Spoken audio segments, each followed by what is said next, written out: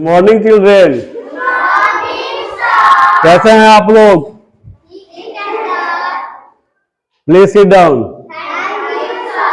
An education में आप सभी का हार्दिक स्वागत है। देखिए, हम लोग हिंदी पढ़ना लिखना जानते हैं ना, लेकिन उसमें शुद्धता नहीं होती है। तो उस शुद्धता की जानकारी देता है हिंदी व्याकरण। तो हिंदी व्याकरण से हम लोग क्या क्या पढ़ते हैं? बोलने का ज्ञान होता है, उससे पढ़ने का ज्ञान होता है, लिखने का, और सही ढंग से होता है। इसलिए हम लोग को हिंदी व्याकरण पढ़ना चाहिए। और हिंदी व्याकरण जब हम लोग पढ़ते हैं तो क्या होता है? हिंदी व्याकरण के पढ़ने की वजह से आपकी आवाज भी शुद्ध होती है ना, आवाज शुद्ध। हाँ, तो चलिए हम लोग जानते हैं कि हिंदी व्याकरण क्या है। चलिए बोलिए मेरे साथ, बोलो। सबसे पहले जानते हैं व्याकरण के बारे में। व्याकरण क्या है? बोलो। वह विद्या जिससे शुद्ध बोलना, पढ़ना एवं लिखना आ जाए उसे व्याकरण कहते हैं। यानी कि व्याकरण क्या है? तो एक विद्या है, एक पुस्तक है जिसको पढ़ने से हमें शुद्ध बोलना आता है, पढ़ना आता है, लिखना आता है। माने इन सभी चीजों की जानकारी हमें व्याकरण पढ़ने से होती है या उसका अध्ययन करने से होती है। अब आते हैं, देखते हैं कि व्याकरण के भेद। जो भी कुछ हम लोग पढ़ते हैं, हर किसी के कुछ न कुछ प्रकार होता है। जैसे मान लीजिए कि संज्ञा का प्रकार है। जैसे मान लीजिए कि घर में एक पिता होते हैं, उसके 4 पुत्र होते हैं, उसी तरह इसके भी कुछ भाग होते हैं। जैसे मान लीजिए कि हिंदी व्याकरण में हम लोग व्याकरण के जो भेद की बात करते थे, इसमें कितने भेद होते हैं? 5 भेद होते हैं। हिंदी व्याकरण के कितने होते हैं? कौन कौन होते हैं? हिंदी व्याकरण के 5 भेद जो होते हैं, कौन कौन होते हैं? कौन कौन होते हैं भेद? वो करना रहो, बुड़बक्के भी एकदम। कौन कौन भेद होते हैं जी? तो देखिए, पहला होता है वर्ण विचार। बोलो। शब्द विचार। तीसरा वाक्य विचार।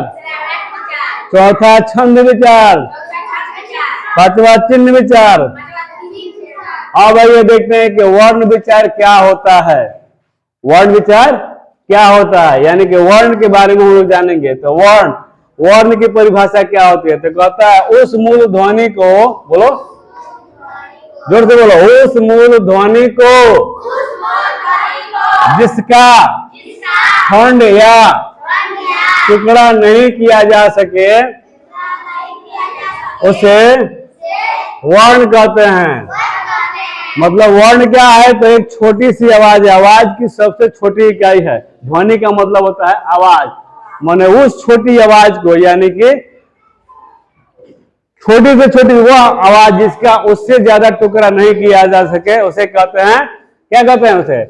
उसे वर्ण कहते हैं। इसलिए कहा जाता है कि उस मूल ध्वनि को, यानी कि उससे ज्यादा छोटी नहीं हो सकती ध्वनि जो होती है, उसको क्या कहते हैं? वर्ण कहते हैं। वर्ण के अब कहते हैं कि वर्ण के प्रकार अच्छे वर्ण में आते हैं, जैसे क ख ग इत्यादि।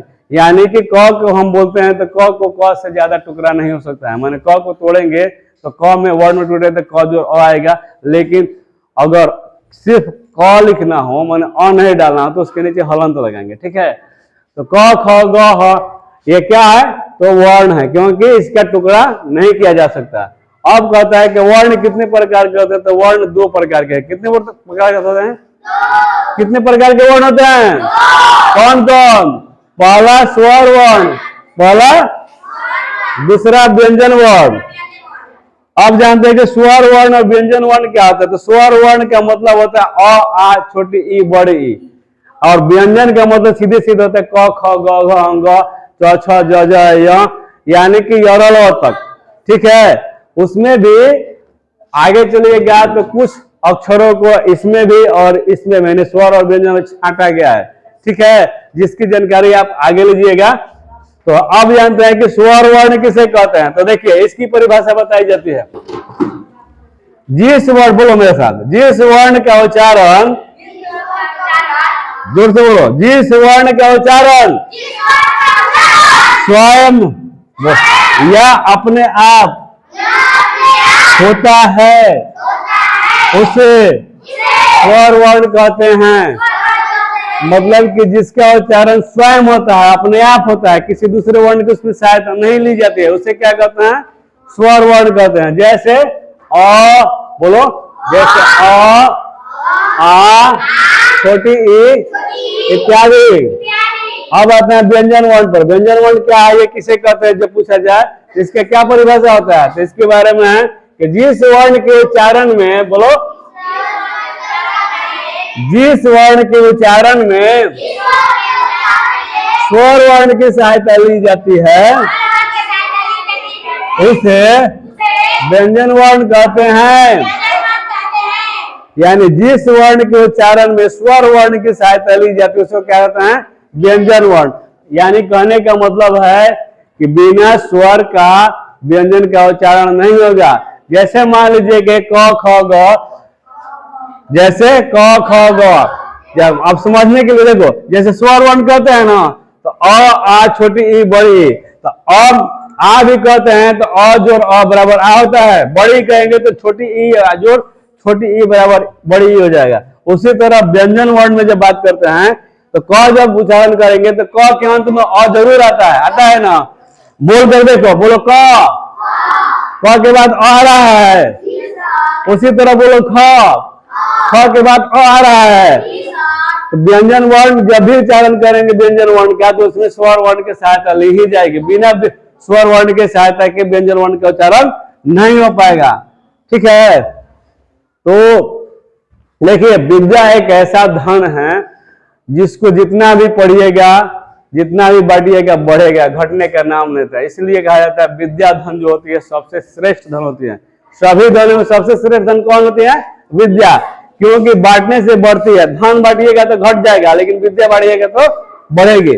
आज हम लोग पढ़ लिख कर इतना बड़े हैं ना, अगर मान लीजिए कि हम जिसको पढ़ाते थे हमारे पास से घट जाता है, नहीं घटता है, हमारे पास भी बढ़ता है, आपके पास भी जाता है तो आपका बढ़ता है। आप जिसको पढ़ाइएगा ना वो भी उसका बढ़ेगा, घटेगा नहीं। तो विद्या धन क्या है? सभी धनों में श्रेष्ठ धन है। इसीलिए कहते हैं विद्या धनम श्रेष्ठतरम तत्मूल रत्नम। ठीक है, विद्या भोग करी ऐसा सुख करी, मैंने जो विद्या का भोग करेगा वो सबसे ज्यादा सुख करता है ना। चलो आज के वीडियो में इतना ही। तब तक के लिए थैंक यू, धन्यवाद। अगले वीडियो में बाकी से बातें होंगी। चलिए बंद करिए।